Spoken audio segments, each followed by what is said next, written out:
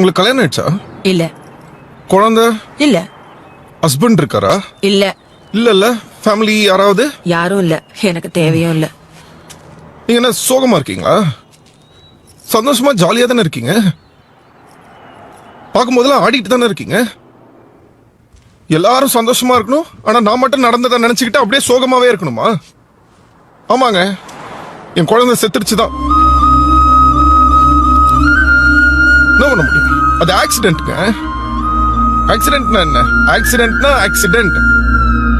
அது அப்படியே நடக்கும். அது நல்லவங்களுக்கு தான் நடக்கணும், கெட்டவங்களுக்கு தான் நடக்கணும் அப்படிலாம் தெரிஞ்சு நடக்காதுங்க. அதுவா நடக்கும், எல்லாருக்கும் தான் நடக்கும். அவன் மட்டும் ஏதோ குழந்தை போயிடுச்சுன்னு சோகமா வீட்டுல உட்காந்துட்டு இருந்தானா எனக்கு இருக்காதா? எனக்கு கஷ்டம் இருக்காது, எனக்கு சோகம் இருக்காது. அவ அம்மா, நான் அப்பாங்க, அப்பா. நானே என் குழந்தைக்கு தாய்ப்பால் கொடுத்திருக்க மாட்டேங்க. ஆனா என் குழந்தை குண்டிய கழுவி விட்டுருக்கேன். நான் டெய்லி கழுவி இருக்கேன். அவன் பேசக்கூட ஆரம்பிக்கல தெரியுமா? ஆனா அவன் பேசின எனக்கு கேட்கும். நாங்க நிறைய பேசியிருக்கோம். இப்பவும் பேசுறான். நான் சொன்ன ஒரு மாதிரியா இருக்கும்.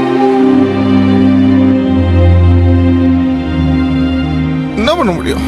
என்னை விட அந்த ஆண்டவனுக்கு என் குழந்தை ரொம்ப பிடிச்சிருக்கு, அதான் எடுத்துக்கிட்டான். வச்சுக்கோ, ஆனா ஒழுங்கா பத்திரமா பாத்துக்கோ. அவன் இங்கே என் புள்ள. அதுக்காக லைஃப் அப்படியே நின்னுடாது, போகணும். இட் ஹாஸ் டு மூவ் ஆனுங்க. அதான் அவகிட்ட சொல்லுங்க. அப்படியே இருந்தா எப்படி? பெத்துப்பேங்க, ஒண்ணு இல்ல 10 பெத்துப்பேன், 10 குழந்தை பெத்துப்பேன். அதுக்கு வரணுங்க. அவ நான் மட்டும் தனியா முடியாது, வர சொல்லுங்க.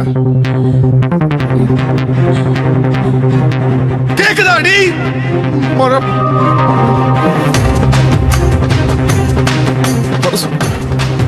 வீட்டுக்கு வா, எனக்கு இன்னொரு குழந்தை வேணும்.